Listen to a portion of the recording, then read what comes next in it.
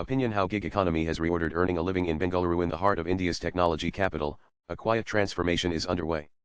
Bengaluru, once synonymous with IT parks, multinational corporations, and buzzing tech startups, is now becoming the nucleus of a newer, faster-moving, and far less predictable workforce phenomenon, the gig economy. This is not a passing trend or a mere consequence of pandemic-era disruptions. Rather, it represents a profound reordering of how people work, earn, and live. The streets of Bengaluru are now abuzz not just with coders and engineers but also with delivery riders, freelance designers, independent consultants, content creators, and countless others who make up the intricate web of this emerging economic structure. The gig economy in the city has surged ahead, creating new job roles at an astonishing pace. This new world of work operates outside the traditional 9-to-5 framework. It is characterized by flexibility, digital platforms, and short-term contracts that offer both businesses and workers greater autonomy and immediacy. By 2024 and continuing into 2025, this mode of employment has evolved from being a source of supplementary income to a primary livelihood for a significant segment of Bengaluru's population. This rise can be understood through the lens of classic economic theories. Joseph Schumpeter's concept of creative destruction is particularly apt here. The gig economy is not a gentle evolution, it is a disruptive force dismantling established systems to make way for the new. Traditional employment structures with benefits, pensions, and job security are rapidly being replaced by flexible contracts, algorithm-driven platforms, and performance-based earnings. While these changes offer remarkable scalability and efficiency for companies, they also demand a redefinition of what it means to be employed in the modern age. As of 2024, gig work in Bengaluru extends far beyond food delivery and ride-hailing. It has diversified. Quick commerce platforms have expanded aggressively, creating demand for logistics support and back-end manpower. The freelance IT community is thriving, with coders, cybersecurity experts, and AI specialists offering their services on global marketplaces. Simultaneously, creative freelancers are in demand for digital marketing, video editing, and content development. The range of monetized skills is vast, and the barriers to entry have significantly decreased, making this economy more inclusive than any previous employment wave. One of the most significant drivers behind this explosion is technology. Platform-based models have democratized access to work. All a worker needs is a smartphone, an internet connection, and a bank account. The simplicity has had profound implications for labor markets, allowing even those without formal education or professional networks to participate. However, this openness comes at a cost: oversaturation, competition-driven pay compression, and diminished negotiating power. Economists like Adam Smith emphasized free markets and specialization, both clearly visible in the gig ecosystem. The gig economy is, in many ways, a living example of a market driven by individual specialization and the invisible hand coordinating supply and demand in real time. Yet Smith also warned of the perils of a market devoid of ethical considerations, a warning that resonates today as Bengaluru's gig workers struggle for protections. Most gig workers operate without a social safety net. Health insurance, paid leave, retirement benefits, and workplace protections are typically absent. Earnings are unpredictable, and work availability fluctuates with demand cycles. This precarious nature creates psychological strain, even as it offers freedom. The contradiction: liberty without security has ignited debates across economic and policy circles.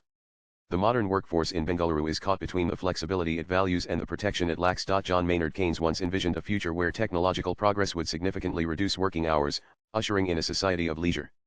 In the gig economy, however, technology has not reduced labor, it has fragmented it. Workers may no longer be tied to desks or offices, but many find themselves working longer hours and juggling multiple gigs to meet financial goals. The promise of freedom often becomes the burden of hustling. Flexibility is real, but so is fatigue. Even the classical theory of comparative advantage finds relevance here. In a hyper-connected digital world, gig workers in Bengaluru are competing globally. They leverage their lower cost of living and strong technical skills to win international projects, particularly in IT, content development, and design. Yet global competition also exerts continuous downward pressure on wages, especially when workers from other regions offer similar skills at lower prices. The global labor market no longer respects national boundaries, and Bengaluru sits at the crossroads of this transformation. A demographic shift is also fueling this change. Young professionals in Bengaluru are increasingly rejecting traditional employment models. They seek autonomy, purpose-driven work, and the freedom to choose their own paths. The appeal of being one's own boss, working from copyright S, and choosing clients or gigs based on interest rather than obligation has redefined how the city's youth perceive success.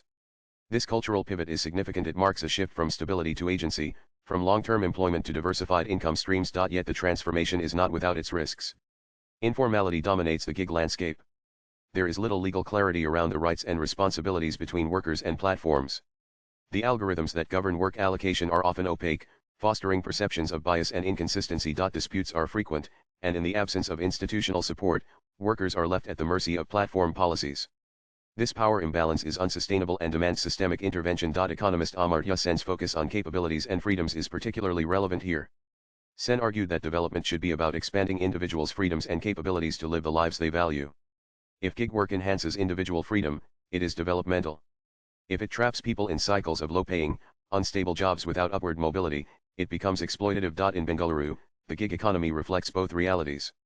To build a more equitable version of this economy, structural reforms are essential. Policymakers must rethink labor laws to include platform workers. Social security systems must evolve to accommodate the fluid nature of modern work. Platforms, in turn, must recognize their responsibility for worker well-being not only as a moral imperative but also as a long-term business necessity. The sustainability of the gig model hinges on the trust and productivity of its workforce. There are early signs of progress.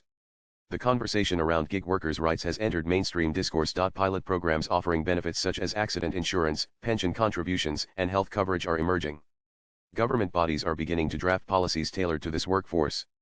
However, progress remains slow and often reactive. For Bengaluru's gig economy to thrive in the long term, proactive, comprehensive, and inclusive measures are crucial. Ultimately, the story of the gig economy in the city is one of adaptation. It mirrors global economic currents filtered through local realities. It is both a cautionary tale and a promise, a glimpse into a future that is already unfolding. Swipe left for next video. The challenge is not merely to ride this wave but to shape it in a way that offers dignity, stability, and growth to everyone involved. The future of work in Bangalore is being written in real time, not just in lines of code or digital platforms, but in the everyday choices of the millions who choose to gig, hustle, and dream. Sheikh Sophia is a third-year student pursuing a bachelor's degree in economics and statistics at Mount Carmel College, Bengaluru. Views expressed in the above piece are personal and solely those of the author. They do not necessarily reflect News 18's views. Latest blogs.